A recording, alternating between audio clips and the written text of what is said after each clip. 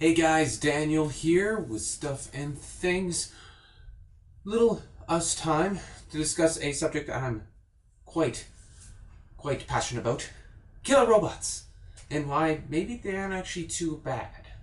Now before you go crazy and be like, Dan, you've seen Terminator, you've read science fiction, you know how robots go down. I know how robots go down in every single science fiction stuff. It's always bad. Sometimes it's okay. Last few months in the news, UN has been calling for a moratorium, big fancy word just saying stop doing stuff, on the use of unmanned drones and taking out targets. Now, doesn't seem like so bad of an idea. I mean, hey, whoa, you just send out a robot and it kills people and we don't even know, it's completely unmanned. There's no person behind the controls. I think that's the absolute best part of that. Every single atrocity that has ever committed so far has been from a human.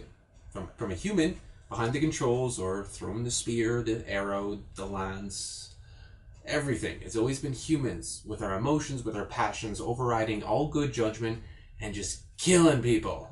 We're really good at killing people. It's our strength and our biggest weakness, obviously. Take, for example, the trial that started a couple weeks ago, I think, about that U.S. soldier who committed treason, high treason, in fact, by releasing information about U.S. troops killing civilians. It was an attack chopper, just annihilated people. They were reveling in it. They were in the bloodlust. They were just, they were glorifying in the killing of innocent people for no freaking reason. Now, if that had been a machine, a cold, merciless, wonderful killing machine, it could have been able to, let's say, use the latest in facial recognition. You've seen the new Kinect where it's able to identify you in 1/160th of a second, able to tell if the person is of younger age in the room.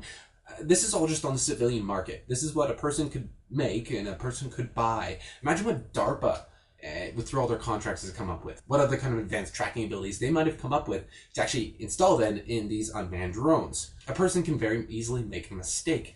We have our own ideas of what should be happening. Our biases come into play.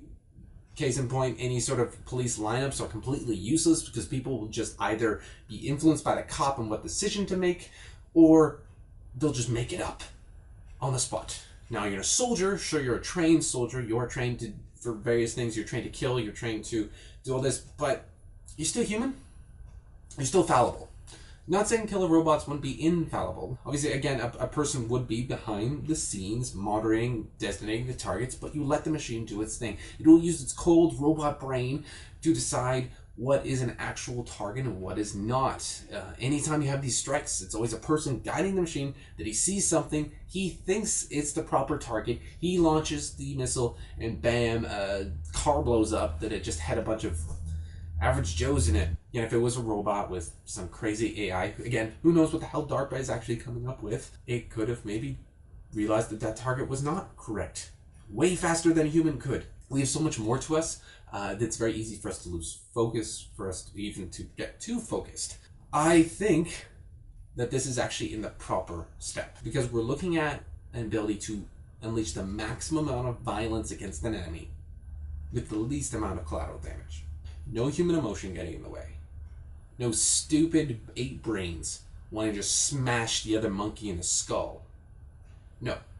We treat it as cleanly and as remorselessly, unfortunately, but as completely devoid of our passions and just get the job done. Eliminate the target. Make the world a better place. And, hey, average Joes, they get to live because no freaking idiots in a chopper decide to open up on them and slaughter 18 people for no reason. That wouldn't happen. At least, hopefully it wouldn't happen with a killer robot. Of course, Skynet could just happen, the singularity, and then human consciousnesses get uploaded, and then, that makes like a weird machine consciousness that just kills us all.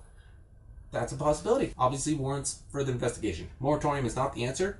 We need to investigate this and then maybe get even better at removing that human element. Because we're the problem.